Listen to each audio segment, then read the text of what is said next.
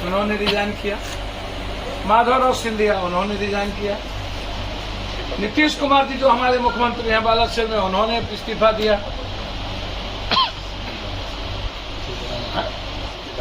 सीखे जाफर शरीफ साहब रिजाइन किए। क्या इनकी डिक्शनरी में मॉरल वैल्यू नहीं है, या जो अपने आईएएस को ट्रेन बेचने के लिए, रेलवे प्लेटफॉर्म बेचने के लिए लगाए हैं, क्या उनसे ज्यादा महत्वपूर्ण इस देश की जनता की जान की कीमत नहीं है? क्या उनकी कोई वैल्यू नहीं है? क्या हिंदुस्तान में जब रेलवे विभाग को लाया गया था और अलग बजट दिए गए थे और आपने इसको जनरल बजट में कर दिया और मात्र 2 लाख कुछ करोड़ रुपया इसका बजट, हिंदुस्तान के रेल विभाग का मतलब था नो प्रॉफिट नो लॉस। गरीब आम आदमी, मिडिल क्लास महिलाएं और बेरोजगार मजदूरों के लिए एक सुरक्षित ट्रेन, साफ सुथरा ट्रेन और आम आदमी को पर बोझ कम पड़े और एक लंबा सफर कर सके। 9 सालों के अंदर इन्होंने 3 गुने पैसे बढ़ा दिए। कोरोना के बाद इन्होंने हर स्टेट में रेल कम कर दिया, बजट कम कर दिया और रेलवे की सुरक्षा पर से ध्यान हटा के प्लेटफॉर्म के टिकट 100 रुपया, 80 रुपया, 200 रुपया करना और फिर से एयरपोर्ट की तरह अदानी को रेलवे को भेज देना, पूंजीपतियों के हाथ में रेलवे को भेज देना। और अभी तक पहली बार हिंदुस्तान में ऐसा हुआ कि इतने बड़े 500, 250, 280 नहीं है, 500 से ऊपर लाश हैं। इतने बड़े मौत के बाद, नरेंद्र मोदी जी वहां गए तो वहां ने अपनी जय जयकारा करा दी।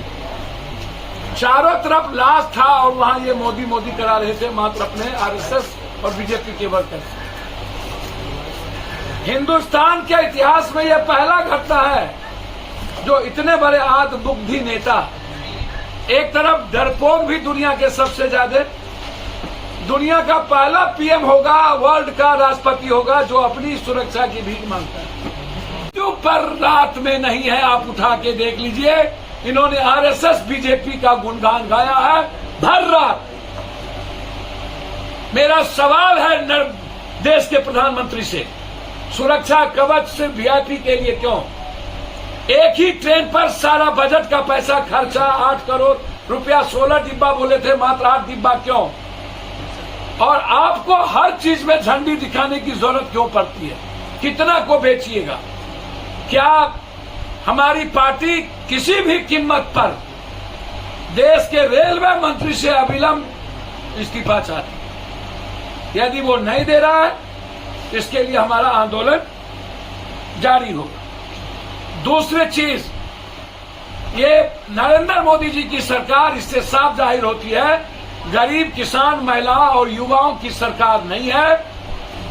जिस ट्रेन का निजीकरण कर दिया जाए, जिस ट्रेन का वीआईपीकरण कर दिया जाए, जिस ट्रेन का कूपन के सहारे चलने वाला और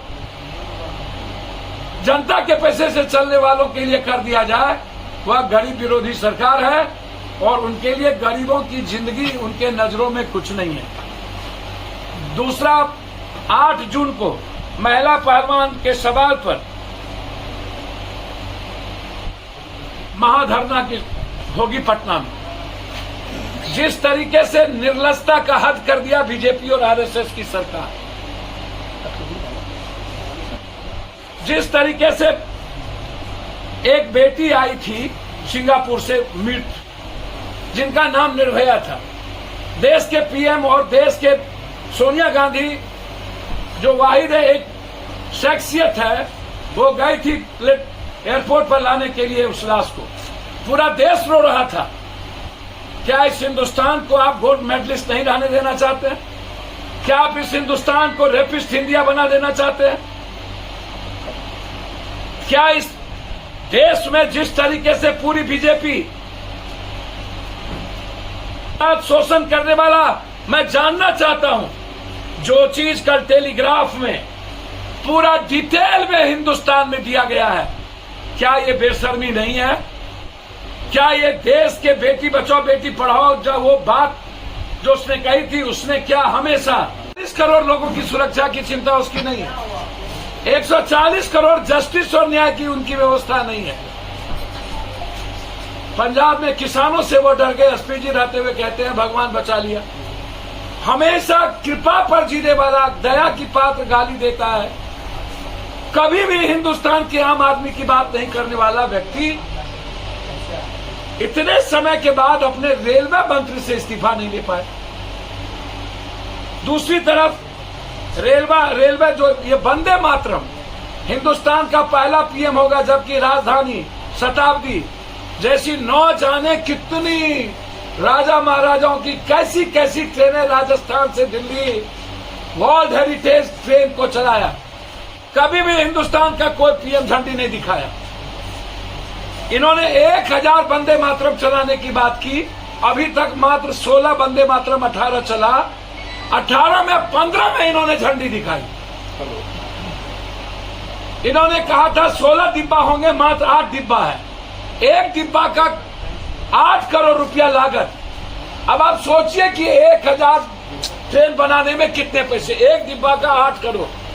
मतलब रेल मंत्री जी, क्या आप बताएंगे कि 2 लाख करोड़ रुपया टोटल वंदे मातरम में, और सुरक्षा कवच उस ट्रेन पर लगेगी, जो उस ट्रेन पर सुरक्षा कवच को दिखाया जाएगा जो ट्रेन में सिर्फ पप्पू यादव कूपन वाले और टैक्स के पैसे से तनख्वाह और करोड़ों रुपया लूटने वाले लोग चढ़ेंगे।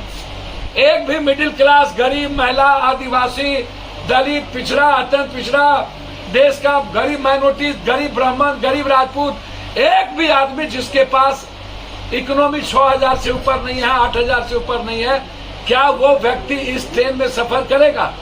क्या वीआईपी के लिए सुरक्षा कवच होगी और आम आदमी आम ट्रेन के लिए सुरक्षा कवच क्यों नहीं होगी? और जो घोषणा इन्होंने किया था कि ट्रेन एक्सीडेंट कभी नहीं करेगा, सुरक्षा कवच है, क्या हिंदुस्तान में हिंदुस्तान का सबसे दूसरा बड़ी घटना जिसको ये छिपा रहे हैं, इन्होंने कहा बख्शेंगे नहीं, अपनों को रखेंगे, ठेकेदार को बचाएंगे, मंत्रालय बचेंगे, खुद सफेद कॉलर बचाएंगे। और ट्वीट क्या करते हैं भर रात,